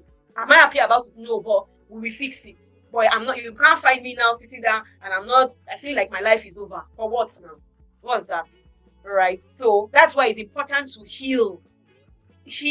And one of the ways that healing can come is confessions, where you are saying, Lord, there is light. I need light. Or you are confessing, which I will also give you as suggestions in the if you registered. Like, I need light and all of that. And as you keep saying it, I'm telling you, things will open up. Things will open up a whole lot. And the way you can actually recognize it is when you notice that there's a pattern, it comes to light to you that there's a pattern. There's a pattern to it, right? You will be, you just discover that every time I'm looking for a pattern, a common pattern. I'm always, I don't like to confront issues. I run away, I withdraw. Like some brethren. We know there are some brethren like that, some brothers, some dear brothers. You just find that maybe they are coming to a sister, they're just, and all of that. And the sister is trying to, it's like, this brother likes me. Can I make some moves? And you just see, they just withdraw. They will not tell you, they will not communicate. They just withdraw. They just walk out for months. Right? And that's possibly because of something they've not dealt with. Just for an example. And you get what I'm saying. So it's important to recognize what transformation area you'll be looking at. And I must say this. You should have one transformation area at every quarter. So whether you're looking at confidence, whether you're looking at personal mastery, there should be one transformation area about you. Not just always, it should not only be about what you want to do. I want to create courses. I want to. It shouldn't be about that. There should be at least one transformation area every quarter where you are saying, for myself.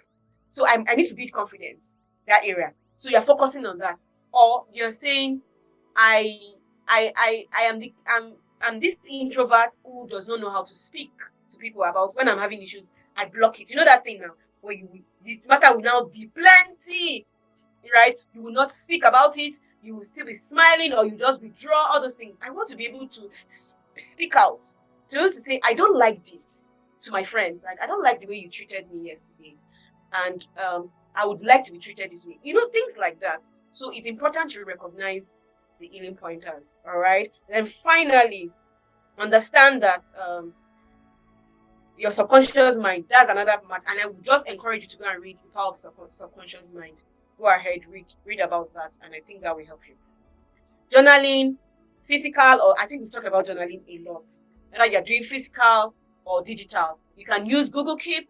I love OneNote because you can lock some of the things you don't want people to talk about, or you don't want people to read, right? And what do you write? Write about who you are and what kind of life do you want. Just write. Is your mind right? I'm going to, and even what you want to see.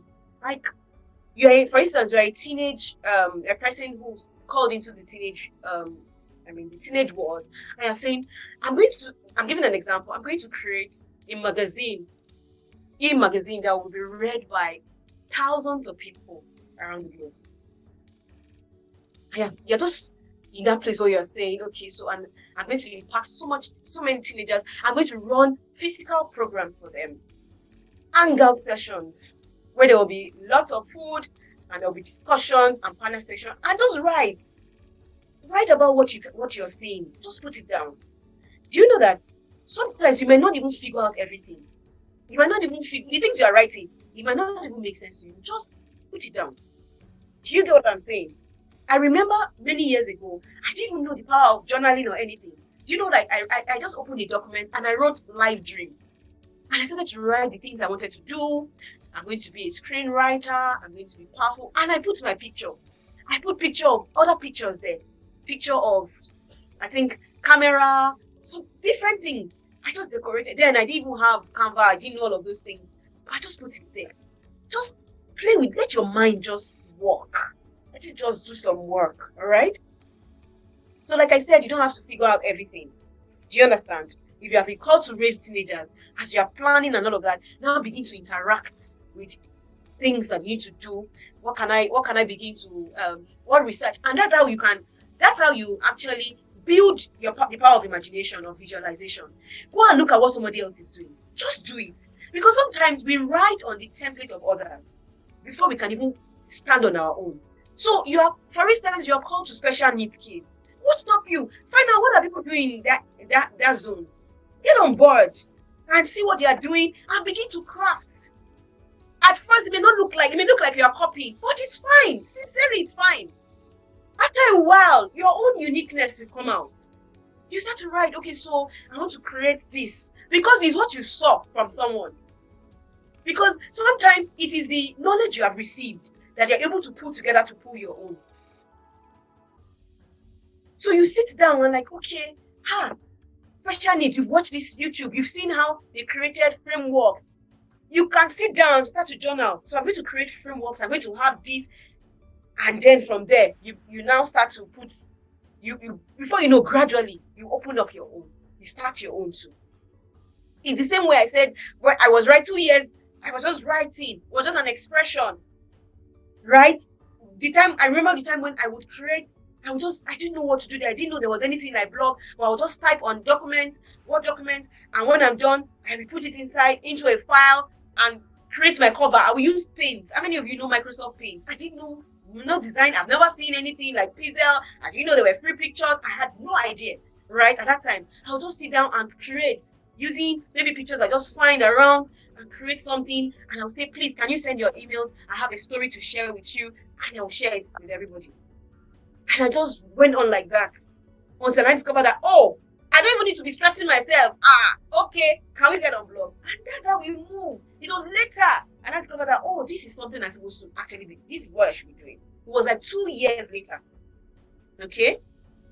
That's important. And finally, Sabbath. Sabbath is not about sleeping. Sometimes we think that everything is that you sleep and you watch movies. Like, I want to rest. Let me just relax. It's not, that's not Sabbath though. No. Yes, it might be part of it, but that's not the crux of Sabbathing. That's not it. Sabbath is when you fuel your body, everything, your mind. You bring materials back again to your mind. That's what it means. So what are you doing? You are just, you know, you are praying, you have your structure, and there are tools for that. Praying, you have meditation, you are using knowledge. Listen, knowledge is a huge part of your Sabbath period, where you are sitting down in a room 3-4 hours, and you're sitting with books, with materials, and you're making the discovery. For instance, Strength Finders. I don't know how many of you have read that book or you have done a test on it. Strength Finders. The day I interacted with Strength Finder, I was like, what? Wow. This is when you start to see the area that you can be strong at. That was the day I discovered that I now knew where I was, my own strength. Where you're sitting down, right? And you're reading books, you're interacting with knowledge. For instance, you're the kind of person that you can sleep for Africa. You're not doing anything, very complacent, you just complain. You are sitting down with Atomic Habit, for instance, and you are writing, you're journaling. Or you are having issues with, you don't even know why your life is scattered, healing, traumatic experiences. You're sitting with Search for Significance, 40 Days So Fast, books by Dr. Caroline Dweck. Am I right? Yeah. Right? Switch on your brain, books like that, and you're reading. You are reading, not necessarily reading from beginning to the end. You can look at the chapters, and that's how I read. Look at the chapters, look at the one that pertains to me, and then you sit down and you read. You sit with it. There was a time I discovered that something in my past was coming up again. I was like, what's this nonsense? And I went, got a book, Emotional First Aid, and I sat down. I picked just the topic. I just needed a chapter out of the whole book. I sat down with it. I'm telling you, I read it. I sat down, I journaled, I wrote about it. I answered the questions there. And I was fine. Everything, I did my affirmations around it. So these are the ways, this is the way we can actually step into a lot of things, affirmation, things you can do, and all of that. You do affirmations, you get all of these things in your Sabbath period. Don't just make Sabbath period about watching film. Don't just sit down and then you say, I want to relax. There are ways to relax. And I'm not saying you should not watch. You should do that. You can watch a movie. But this part where you're saying, 3 days, I'm not working. And your explanation for not working is, I'm going to watch film for 3 days. Do you know that you will come out feeling drained? I'm serious. You'll be worse. You will be worse. You just, we say today, I've worked. And then you sit down with it. You watch from one series to another, and you think that's resting. Your mind is not resting. No, sorry.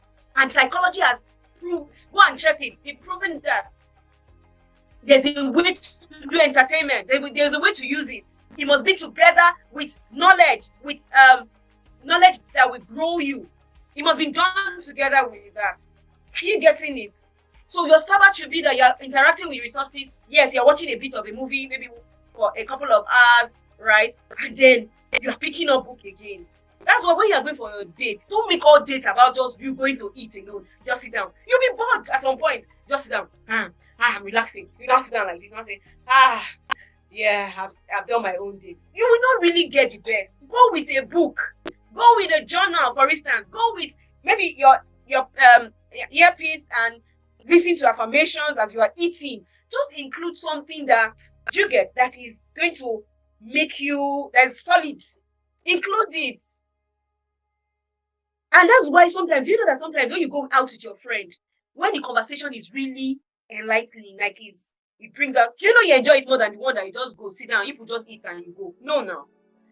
When you talk about things that like a conversation I had with a friend recently, it was just interesting. We sat down after eating, we were analyzing we were supposed to, it was trying to say, no, your marketing strategy, we have to sit down with this, we need to work on this. And I went home thinking that, wow, this is true. This is really nice. Why? It was fruitful. So can you make your Sabbath fruitful? Can you make all of these things beautiful? So if you are going on, for instance, you are going to a hotel room, have time blocks, for instance. Plan the things, some of the things you will do. Even though you might not do everything, just make some plans. Do you get? Just plan, okay, I'm going to take a book along. Or I'm just going to sit down and prayers. Just carry a couple of things. You might not use all of them. Just carry them. Just arrange them. You might find that it's even different. Something different you will discover on that journey. But that's fine. But at least let your environment be robust. Have a robust environment. Not just movies and I'm going to be on social media. I'm going to just relax, watch TikTok morning till night. I'm telling you, you will be drained. It will not help your mind. You will not improve. That's the truth. All right. Has this helped at any point? So as if I knew, I had this very beautiful one for you, but because of time, I'm going to just stop here. I'm going to stop here for now. All right. I would have loved to talk about assumptions that we have, but let's leave that. All right. So I'll stop there. But I want to talk about action plan. What can you start to do now? I've said a whole lot, and I don't want you to constipate, but I've said a whole lot, which I also feel like you can begin to interact with. All right. So what can you begin to do now? As you end this call now, what can you begin to do? Set your spiritual intelligence. Ask yourself questions. How am I doing in the things of the spirit? How is my connection to my spirit? So begin to work on that. If it means you get an accountability partner, get on board with that, set that to work. And of course, to build consistency, you should build accountability. Do you get it? Build accountability. Then have your daily affirmations. Like I said, I'm going to send you materials, send you suggestions. You can get them. Begin to affirm to yourself. You're smart. I'm intelligent. I know what to do. You can write that yourself. Put it down. Right? The things you want to see yourself doing. Then the third one, get a journal. It's kind of physical, where you start to interact with questions. Where you begin to interact with question. Number 4, have a Sabbath plan. Do you get that? Have a Sabbath plan. And right now, I want to ask you 3 things. Just write down 3 things you will start to do now. From now, what 3 steps from all the things we have said and everything, the different knowledge base, the things here. What are the 3 things you start to do? I believe that one should be your spiritual intelligence, where you're sitting with that, right? Building spiritual communications. Then possibly you are creating time blocks for your Sabbath, where you're sitting alone. And thirdly, your self-date plans. And I feel like when you start with that, asking questions and all of that, things will just it will open up to you. So how do you get accountability partners? It's not difficult. You can actually just speak to a friend, somebody who you know is serious with his life. Right? Except you don't have a friend that is serious. And I think that should be now a confession that you start to say, I call for divine friendship because it's important. So maybe somebody that you can could be anybody, your friends.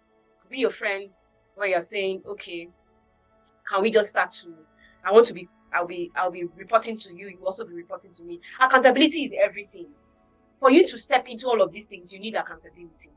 And there was a time, if you interacted with my book, Single Lady and a Dream, I said something about accountability.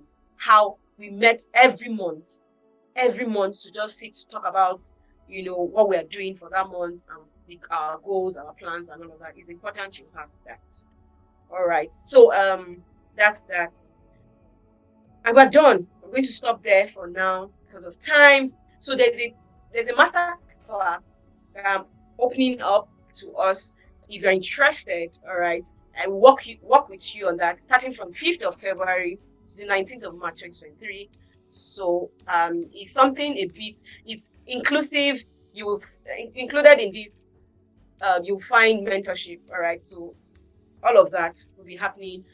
So these are the things I'm going to be looking into. Guidelines. I'm going to sit with you on guidelines for activating spiritual intelligence. Yeah, I'm going to sit with you.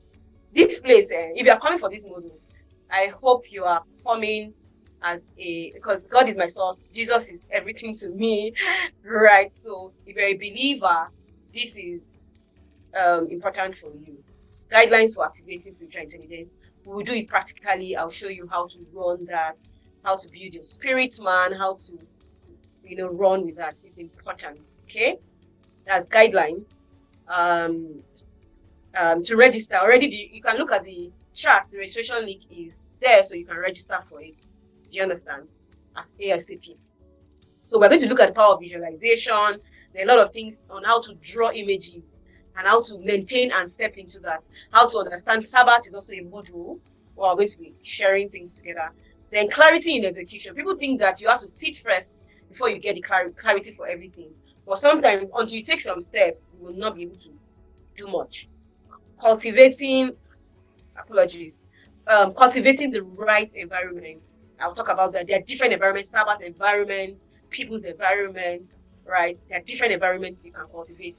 You just know how to even do that, get into that, right? Then connecting with your inner thoughts. That's another one we're looking into. It's so powerful.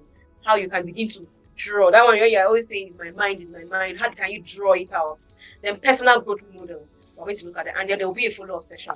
So that's what we're doing. You can just register, go ahead and register on the link, via the link below. It's going to run from 5th, like I said, 5th of February to the 19th of March 2023. And it's going to be a great time. We're going to have a great time just opening up, you ask questions, and we're going to do a lot with that. All right. So go shine your light. Light has come to you. Light has come to us. And thank you for staying. Wow. You guys are amazing.